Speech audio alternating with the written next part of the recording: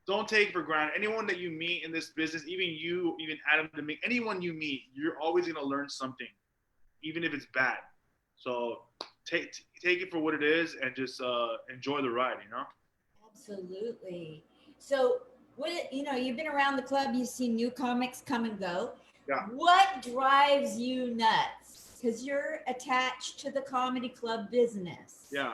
What would you like to tell brand new comics or newer comics, hungry comics to quit doing what? What things drive you? Stop being afraid to fail. You know? Ah.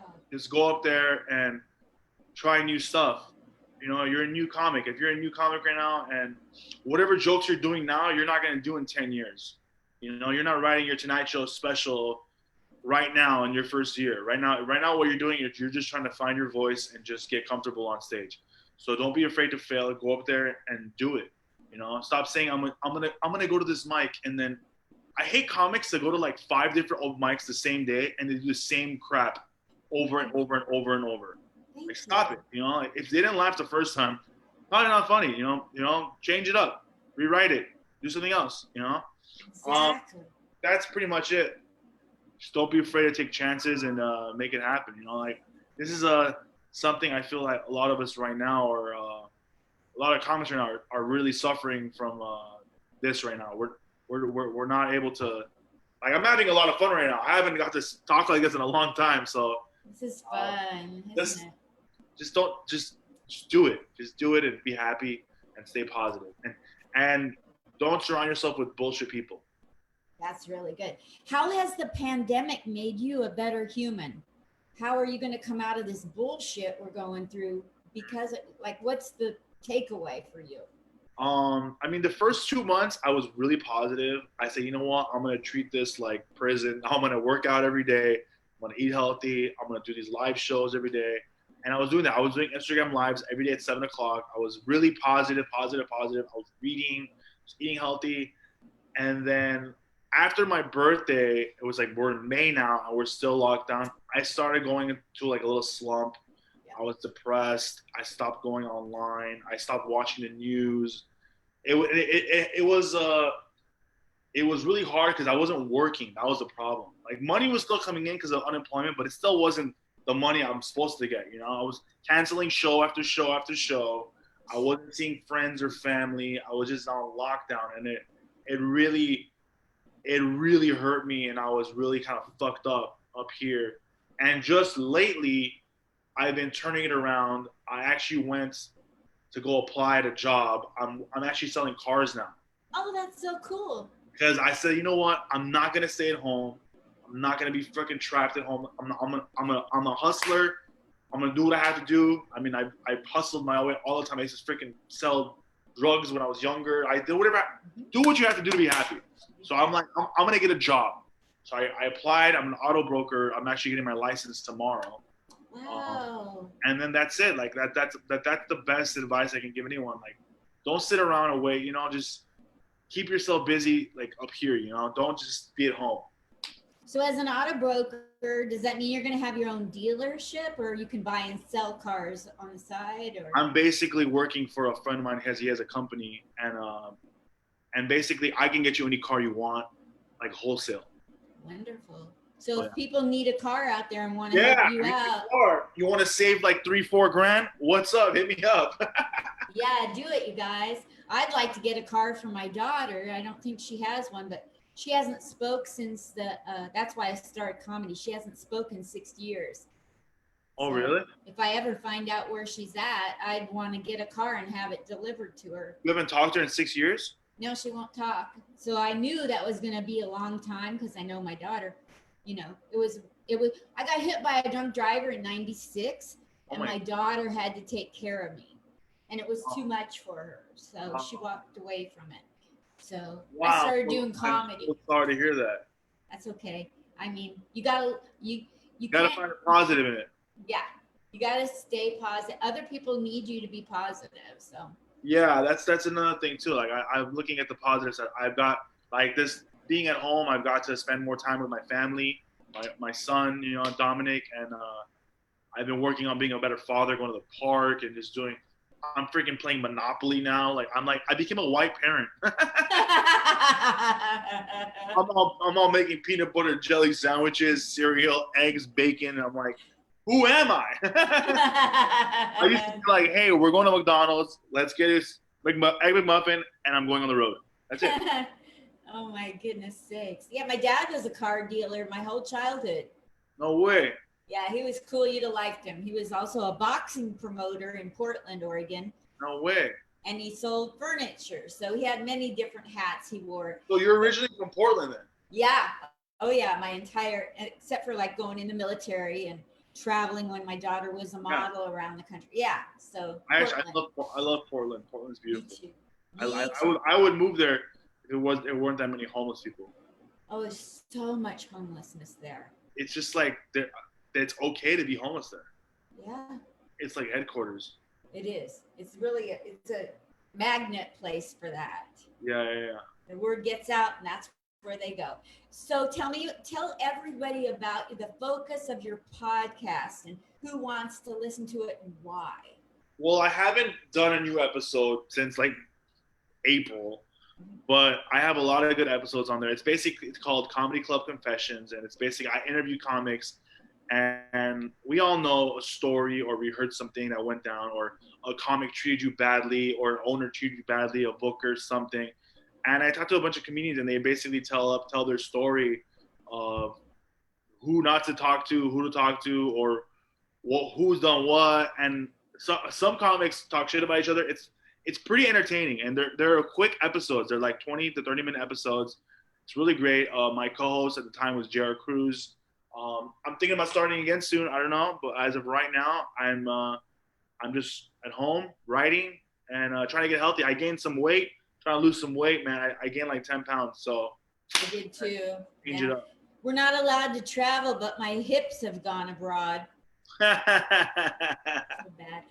I better get running. I got another interview. You've been a doll. I'm so glad I got to talk with you, because otherwise you just think I kiss every man in a comedy club. Thank you so much. Thank you for having me. I appreciate you. The pro version will be out from Adam Dominguez in about 3 to 7 days, and I'll send it to you for you to share. Perfect. Thank you, right. Jack Assadourian. I'll see you later. Bye. Love you lots. Me too. How do you get out of here? Totally. I'm like, How do you get out of here?